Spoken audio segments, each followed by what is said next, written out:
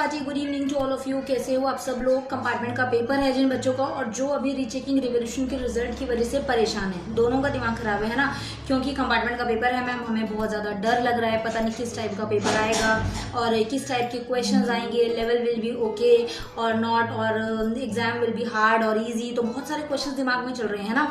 उसके साथ साथ रीचेकिंग रिवोल्यूशन वालों का तो बेचारों का दिमाग ऑलरेडी खराब हो गई। मतलब ये फीलिंग है कि इस तरफ कुआं इस तरफ खाइए, कंपार्टमेंट का फॉर्म भरे ना भरे, रीचेकिंग रिवोल्यूशन का वेट कर रहे हैं तो वो भी अलग से प्रॉब्लम है। तो देखो गेट स्टेटस आ रखा है, आप लोगों का केस नंबर वगैरह जो है दिख रहा है, बट रिजल्ट नहीं दिख रहा है ना। पता नहीं ये लोग क्या चाह रहे हैं क्या नहीं चाह रहे हैं, रिजल्ट क्यों नहीं दे रहे हैं, और इनको प्रॉब्लम क्या इस टाइम पर हो रही है कि भाई तुम लोग रिजल्ट ही नहीं देने को आ रहे हो। एटलीस्ट इतना दिन हो गया, रिजल्ट तो दे दो, बच्चा एटलीस्ट क्लियर तो हो कि हाँ हमें करना क्या, रीचेकिंग रिवोल्यूशन क्लियर हुए हैं नहीं हुए हैं, सो दैट हम कंपार्टमेंट की तैयारी करें या फिर कुछ आगे डिसाइड करें, है ना। बट अनफॉर्चुनेटली रिजल्ट नहीं आ रहा है तो हम लोगों को समझ ही नहीं आ रहा है, क्योंकि हम अटके हुए हैं, या तो एक चीज़ पे कर लें या दूसरी चीज़ कर लें, बट हमें कोई रास्ता ही नहीं नजर आ रहा है रिजल्ट की वजह से, है ना। बाकी अभी तो यहाँ पर तो कोई सॉल्यूशन है नहीं वेट करने के अलावा, और इनको जब बस हम माइंड में और मन में जो है गालियाँ दे सकते हैं, है ना, इसके अलावा कोई ऑप्शन नहीं है। और अब जुलाई में जो पेपर है कंपार्टमेंट वालों का, हार्ट बीट जो है वो थोड़ी सी बढ़ रही है ना। सीबीएसई वालों का भी एग्जाम जुलाई में है, एचबीएसई वालों का भी एग्जाम जुलाई में है। तो मैम पेपर है, किस तरीके से प्रिपरेशन करें, क्या ध्यान रखें। डिपार्टमेंट के जो बच्चा आप लोगों के पेपर है ना, वो दो टाइम पर होंगे, ठीक है। फर्स्ट इज आप लोगों का जुलाई में पेपर होगा, और सेकंड इज आप लोगों के सितंबर पेपर होंगे।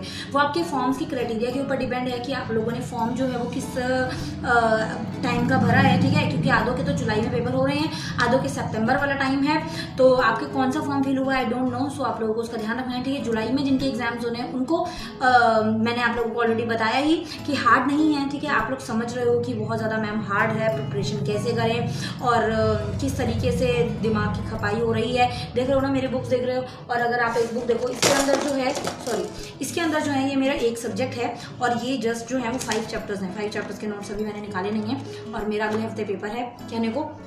तो अभी मेरे एग्जाम्स चल रहे हैं वैसे भी, है ना, इसीलिए मैं वीडियोस भी थोड़ा सा कम लेकर आऊंगी। एग्जाम्स कंटिन्यू चलते हैं हम लोगों के, और सिलेबस इतना ज़्यादा होता है, मतलब जो हमने ये ग्रंथों में पढ़ा होता है ना, वो कुछ ध्यान नहीं आता उस टाइम पर। सिर्फ दिमाग चल रहा होता है कि पॉइंट टू पॉइंट फटाफट बना के लिखो। अगर हमें कॉन्सेप्ट पता है, जैसे कि मेरे पास तो हमारे पास एजुकेशन, करिकुलम, सिलेबस, टीचिंग वाले सारे सब्जेक्ट्स हैं, लर्नर क्या होता है, स्टूडेंट्स के लिए क्या चीज़ें ध्यान रखनी पड़ती हैं, तो बहुत सारे क्वेश्चन ना और कॉन्सेप्ट ऐसे होते हैं जो हमें अच्छे से पता होते हैं। तो अगर मुझे उसका कॉन्सेप्ट पता है तो मैं उसके बारे में 8-10 पेजेस लिख सकती हूँ। आप लोगों को 8-10 नहीं भरना है, आपको तो एटलीस्ट 1 पेज या आधा पेज भरना है, 2 लाइन्स लिखनी है, 4 लाइन्स लिखनी है, 5 लाइन लिखनी है। तो आप लोगों को उसके अकॉर्डिंग कैपेबल रहना चाहिए कि हाँ मुझे ये चीज़ जो है आनी चाहिए, मुझे ये कॉन्सेप्ट पता होना चाहिए, क्योंकि पेपर में आए। आज वैसे मेरा खुद का भी एग्जाम था, और लिखते लिखते जो हाथ टूटे ना हम लोगों के, मतलब इतना ज़्यादा हम लोगों को लग रहा था कि यार खत्म कब होगा टाइम, और क्वेश्चंस खत्म होने का नाम नहीं ले रहे थे। देखो हाथ पे अगर तुम लोगों को निशान दिखे ना, पूरा ये चीज़ जो है वो मेरी पेन से भरी हुई थी, लिख लिख के पूरा का पूरा पागल हो रखे थे। बट हालांकि पेपर जो है वो अच्छा गया, ओके। तो कंपार्टमेंट का पेपर भी है और नॉर्मल है, ठीक है। उस टाइम पर आप लोगों को 5-6 पेपर देने थे, अभी आप लोगों को जस्ट 1 पेपर देना है। टाइम इनफ है, डरने की जरूरत नहीं है, घबराने की जरूरत नहीं है। बच्चे बोल रहे हैं मैम 15 दिन है, 20 दिन रह गए हैं सिर्फ, तो आप लोगों को स्मार्ट स्टडी करनी है। मैंने आप लोगों को इसके पहले भी बहुत बार बताया स्मार्ट स्टडी कैसे होती है। सॉरी, पढ़ पढ़ के जो है वो टंग स्लिप भी होने लग गई है, और दिमाग भी चल नहीं रहा है। टंग स्लिप जो है वो नॉर्मली हो जाती है जब हम बहुत ज़्यादा दिमाग की खपाई करते हैं। तो अभी भी मुझे बस पढ़ना है, रात तक लगूंगी मैं, बैठूंगी। आप लोगों को क्या चीज़ सिंपल से रखनी है कि जब आप लोगों के कॉन्सेप्ट्स परमानेंटली आते हैं, देखो आप लोग केमिस्ट्री का पेपर हो, फिजिक्स का पेपर हो, इकोनॉमिक्स का हो, अकाउंट्स का हो, मैथ्स का हो, इंग्लिश का हो, वो कॉन्सेप्ट्स आप लोगों को खुद पता करने हैं। देखो इतना एबल अभी आप हो, छोटे बच्चे नहीं हो, you are not a kid. आप लोगों को ध्यान रखना है सीनियर स्टूडेंट्स के तहत कि कौन से कॉन्सेप्ट हमारे परमानेंटली रिपीट होते आए हैं, ठीक है। वो आप लोगों को प्रीवियस ईयर क्वेश्चन पेपर से नॉलेज मिल जाएगी। एटलीस्ट 25 से 30 नंबर की चीज़ें ऐसी होती हैं जो परमानेंटली सेम रिपीट होती हैं, जो परमानेंटली सेम कॉन्सेप्ट्स आते हैं। तो आप लोगों को वो चीज़ ध्यान रखकर आपको उनकी तैयारी अच्छे से कर लेनी है। अगर बच्चा उनको कर लेते हो ना, उसके बाद एक्स्ट्रा में जो करना है जिसमें आप कंफर्टेबल हो आप वो चीज़ करिए, बट एटलीस्ट उन कॉन्सेप्ट्स को कर लीजिए, तो पासिंग नंबर से ऊपर आ जाएंगे, ठीक है। 27 नंबर आपको लेकर आने हैं 80 नंबर में से। रीचेकिंग और रिवैल्यूएशन वालों के पास अभी कोई ऑप्शन नहीं है। आप लोगों को थोड़ी सी और मेहनत करनी है, ठीक है। मतलब पॉजिटिव रखना है दिमाग को। आई नो बहुत ज़्यादा गुस्सा आ रहा है, बहुत ज़्यादा इरिटेशन हो रही है कि मैम रिजल्ट नहीं आ रहा।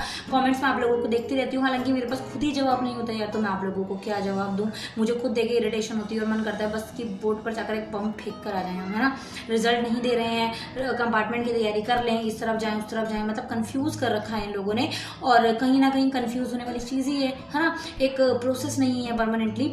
और ऐसे ही CBSE वालों का दिमाग खराब इसलिए हो रहा है कि भाई वेरिफिकेशन पैसे फूक गए हैं, वहाँ पर हमारे नंबर बढ़े नहीं, सेम एज इट इज दिखा रहा है, फोटोकॉपी करवा ली, ठीक है चलो फोटोकॉपी आ गई है, अब उसके बाद रीवैल्यूएशन में धक्के खाने हैं, है ना। उसके बाद कहीं जाकर जो है हमारे मार्क्स बढ़ेंगे, वो भी सिक्योर नहीं है कि बढ़ेंगे ही। ऐसे रीचेकिंग रिवोल्यूशन के भी कोई पक्का नहीं होता कि बढ़ेंगे ही। अगर पेपर अच्छा गया है, लक अच्छा है, साथ दे देता है तो मार्क्स आपके बढ़ जाते हैं। अगर उनकी मनमर्जी चलती है और फिर से अपना वही केयरलेस तरीका रखते हैं तो मार्क्स नहीं बढ़ते, एज इट इज शो हो जाएंगे या फिर कम हो जाते हैं ऑफकोर्स। तो इसलिए वैसे तो पॉजिटिव रहना है, ठीक है, मैं नेगेटिव नहीं कर रही हूँ, तो नेगेटिव तो बिल्कुल मत हो, ठीक है, पॉजिटिव रखो दिमाग को। पेपर अच्छा गया था ना, पेपर अच्छा करा था तो मार्क्स बढ़ेंगे, अच्छे बच्चों की तरह सोचो, ठीक है, नेगेटिव नहीं सोचना, ओके।